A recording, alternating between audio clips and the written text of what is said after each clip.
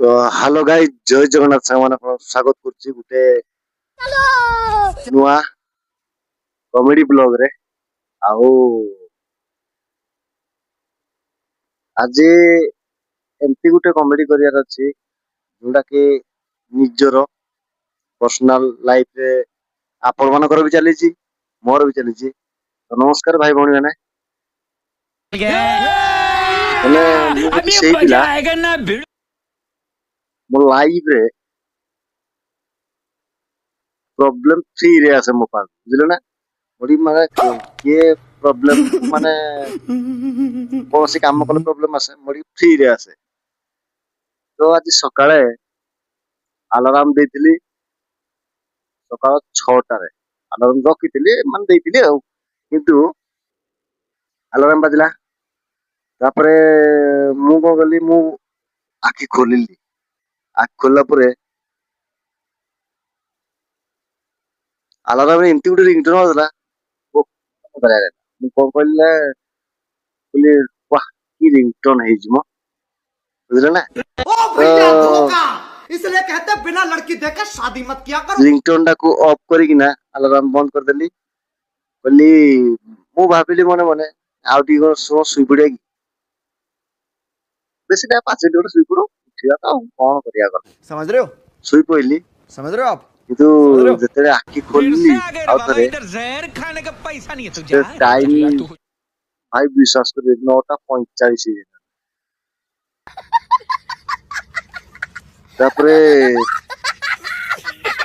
କଣ କରିବି, 9ଟା 45 ବାବା ମା ପାଟି କରିବେ, ଶଳା ଫସିଗଲି ତ, କରିବା କିଟା। ଆଁ ଆପଣଙ୍କ ଲାଇଫରେ ବି ଏବେ ହଉଥିବ, କଣ କରିବା। ମୁଁ କହିଲି ଶଳା ଏଟା ମୋର ଦୋଷ ନାହିଁ, ଏଟା ଶଳା ହଉଛି ଆଲାରାମର ଦୋଷ। ସେ ଠିକ ଟାଇମ ରେ ବାଜିଲାନି, बेटी चोद के। ମତେ ଉଠିବା ପାଇଁ ଲେଟ୍ କଲା, ନା ହଉଛି ଆଲାରାମର ଦୋଷ। ସେଠୁ ମା ଦେଖିଲି, ମା ହାଡୁ ଚିତ୍କାର କଲାନି। ଏତେବେଳେ ଯାକେ ଉଠିନି, ଏଇ ପୁଣି ଉଠୁଛୁ। ହଁ, ମୁଁ କହିଲି ମା ଶରୀରକୁ ବି ଟିକେ ରେଷ୍ଟ ଦରକାର। ଭଣ୍ଡେଇବି ନା, କୌଣସି ପ୍ରକାର ଗୋଟେ ଭଣ୍ଡେଇବି ନା, ଶରୀରକୁ ଟିକେ ରେଷ୍ଟ ଦରକାର।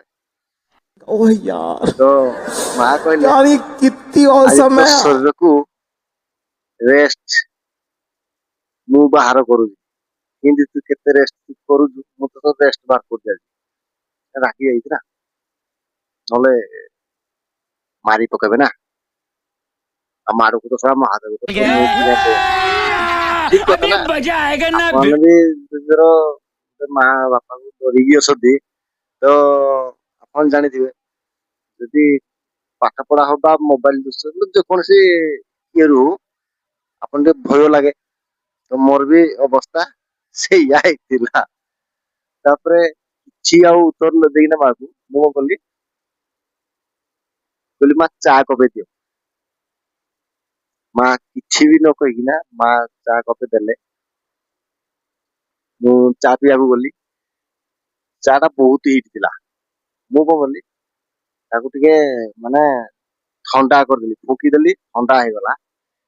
ସେଇ ଟାଇମରେ ମୋ ଭଉଣୀ ଏଣ୍ଟ୍ରି କରିଦେଲା। କଣ ସେ କି ଚାଲାକ ଚିନ୍ତା କରିଦେଲା, ଏଣ୍ଟ୍ରି କରିଦେଲା, କହିଲା ଭାଇ ଧନ୍ୟବାଦ। କଣ ପାଇଁ ନା, ଚା ଟା ଥଣ୍ଡା କରିଦେଲ, ମୁଁ ପିଇଦେବି। ସେ ଚା ପିଇ ଦେଇକି ପଳେଇଲା। ଇରେ ଭାଇ ଚା ମଗେଇଲି ମୁଁ ପିଇ ଦେଇଛି। ସିଏ ସିଆଣିଆ, ଦେଖ କେତେ ସିଆଣିଆ, ସିଏ ପିଇ ଦେଇକିନା ପାର। କହିଲି ଛାଡ, ଚାଲ, ଚା ତ ଗଲା। ଦିଟା ବିସ୍କୁଟ ଖାଇଦବା, ସକାଳୁ ଯାହାହେଲେ ବି କିଛି ଗୋଟେ ଖାଇବାକୁ ପଡିବ ନା, ପେଟ ଗରମ ହେଇଯିବ। ଦିଟା ବିସ୍କୁଟ ଖାଇଦବା। ତେବେ ବିସ୍କୁଟ ଡବା ଖୋଲିଲି, ବିଶ୍ୱାସ କରିବ ନାହିଁ ସେଟା କଣ ହେଇଥିବ କହିଲ। ସେଥିରେ ସବ ବିସ୍କୁଟ ନାହିଁ। ମାନେ ଚିନ୍ତା କରନ୍ତୁ, ସେଠି ବିସ୍କୁଟ ବି ନାହିଁ। ପିଲାରେ ବିସ୍କୁଟ ନାହିଁ, କଣ ଜିରା ପଡିଛି ବିସ୍କୁଟ ଡବାରେ। ଆଉ ଗୋଟେ ମଜାଳିଆ କଥା ହଉଛି କଣ କହିଲେ, ଆମ ଘରେ ବିସ୍କୁଟ ଡବାରେ ସବୁ ଜିନିଷ ଥିବ, କେବଳ ବିସ୍କୁଟ କୁ ଛାଡିକିନା। समझ रहे ବୁଝିପାରିଲେ हो? ନା। समझ रहे हो आप? समझ रहे हो? फिर से आ गए रे बाबा, इधर जहर खाने ଛାଡ, का पैसा नहीं है तुझे। ବିସ୍କୁଟ ବି यार ଭାଗ୍ୟରେ तू ମିଳିଲାନି। ପାଣି ଗିଲାସ ପିଇଦେଲି। କାହାକୁ କିଛି କହିନି କାହିଁକି ନା ମା ପାଟି କରିବ ନା। ତ ପାଣି ଗ୍ଲାସଟେ ପିଇଦେଲି। ତାପରେ କହିଲି କିଛି ସମୟ ପଢିଦବା। ପଢିବା ପାଇଁ ଗଲି। ଯେତେବେଳେ ପଢିବା ପାଇଁ ବହି ଖୋଲିଦେଲି ସେତେବେଳେ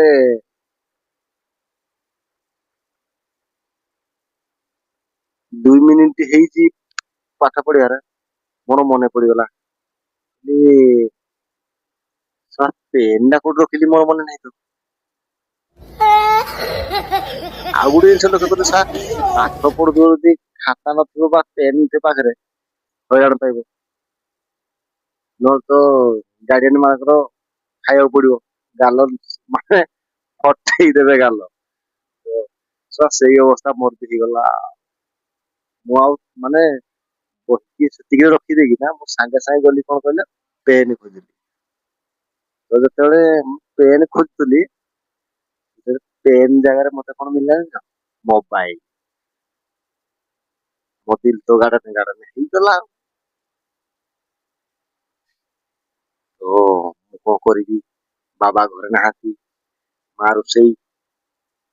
ଏଇ ଚାଲାକିରେ ମୁଁ କଣ କଲି ମୋବାଇଲ ଟା କହିଲି 2 ମିନିଟ ଦେଖିଦବା। ଏମିତି ଦେଖୁ ଦେଖୁ ଗୋଟେ ଘଣ୍ଟା ବିତିଗଲା। ଯେତେବେଳେ ବାପା ଆସିଗଲେ ମୁଁ କଣ କରିବି ପ୍ରାୟ ୟୁଟ୍ୟୁବ ରିଲରେ ମାତିଛି ଦେଖୁଛି ୟୁଟ୍ୟୁବ।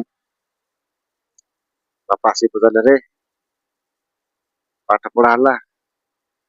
ମୁଁ ଆଉ କିଛି ଉତ୍ତର ନ ପାଇକି ଡାଇରେକ୍ଟ କହିଲି ବାପା ମୁଁ ଗୋଟେ ପେଜ ପୁରା ସାରି ଦେଇଛି। ବାପା କିଛି ପ୍ରଶ୍ନ ପଚାରିନାହାନ୍ତି ଏତିକି କଥା। ମୁଁ କହିଲି ଶଳା ବଞ୍ଚିଗଲା ମଣିଷ ତାହେଲେ। ଆରୁ କଣ କରିବି ମୁଁ ଭାବିଲି ଅଲଗା କିଛି ଭଣ୍ଡେଇବି ବୋଲି କିନ୍ତୁ ଅଲଗା କିଛି ଭଣ୍ଡେଇଲେ ଜାଣିଦେବେ। ତ ମୁଁ ସେଥିପାଇଁ ଆଉ କିଛି ଉତ୍ତର ନ ଦେଇକିନା ବାହାରକୁ ବୁଲିବା ପାଇଁ ପଳେଇଗଲି। ଘରେ ବାପା ଆସିଲେଣି ନା ସେ ଆସିଲେ ମାନେ ଡ୍ୟୁଟିରୁ ବାଡେଇବେ। ତ ସେଥିପାଇଁ ମୁଁ କଣ କଲି ବାହାରକୁ ପଳେଇଗଲି। ସନ୍ଧ୍ୟା ବେଳକୁ ओ ସାଙ୍ଗ ଭେଟ भैया ହେଇଗଲା। धोखा, इसलिए कहते हैं बिना लड़की देखे शादी मत किया ସେ करो। କହିଲା ଆରେ ଚାଲ ଜିମ୍ ଯିବା। ମୁଁ କହିଲି ଆବେ ଜିମ୍ ଯିବା ଯେ ଆଗ ଚିପ୍ସ ଦିଟା ଖାଇଦଉ ତାପରେ ଫିଟନେସ କରିବା ନା ଆଗ ବଢିକି ଟିକେ ଖାଇବା ହେଇଯାଉ ଚିପ୍ସ ଫିପ୍ସ ଟିକେ ହେଇଯାଉ ମାନେ ଜଙ୍କ ଫୁଡ ଫୁଡ ଟିକେ ଖାଇଦଉ ତାପରେ ଯିବା ଜିମ୍ ଫିମ୍ ବାଡେଇବା ଆସିବା ଆଉ। ମୋ ସାଙ୍ଗ ମୁଣ୍ଡରେ ହାତ ଦେଇଦେଲା କହିଲା ଆବେ ଜଙ୍କ ଫୁଡ ଖାଇକି ତୁ ଜିମ୍ ଯାଇଛୁ? ତୁ କେମିତି କଣ ଜଙ୍କ ଫୁଡ ଖାଇକି ଜିମ୍ ଯିବୁ? अभी मजा आएगा ना भिड़ କୁଆଡ଼େ ଯିବୁ। ତ ଯଦି ଭିଡ଼ିଓଟି ଭଲ ଲାଗୁଛି ଲାଇକ୍ ସେୟାର ଆଣ୍ଡ ସବସ୍କ୍ରାଇବ୍ ନିହାତି କରିବ ଗାଇସ୍। ଆଉ ଯଦି ହସ ଲାଗୁଛି ବା ମଜା ଲାଗୁଛି ଭିଡ଼ିଓଟି ତାହେଲେ ସବସ୍କ୍ରାଇବ୍ କରିବ। ଯଦି ମଜା ନ ଲାଗିଲା ଫିର୍ ବି ସବସ୍କ୍ରାଇବ୍ କରିବ ଯେହେତୁ ଆପଣମାନଙ୍କ ପାଇଁ ମୁଁ ଏ ଭିଡ଼ିଓଟି ବନେଇଛି।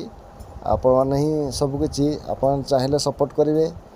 ଯଦି ମୋତେ ଉପରକୁ ଉଠାଇବା ପାଇଁ ଚାହୁଁଛନ୍ତି ଆପଣମାନଙ୍କୁ କେବଳ ସବସ୍କ୍ରାଇବ୍ ବଟନ୍ଟି ଚିପିବାକୁ ପଡ଼ିବ।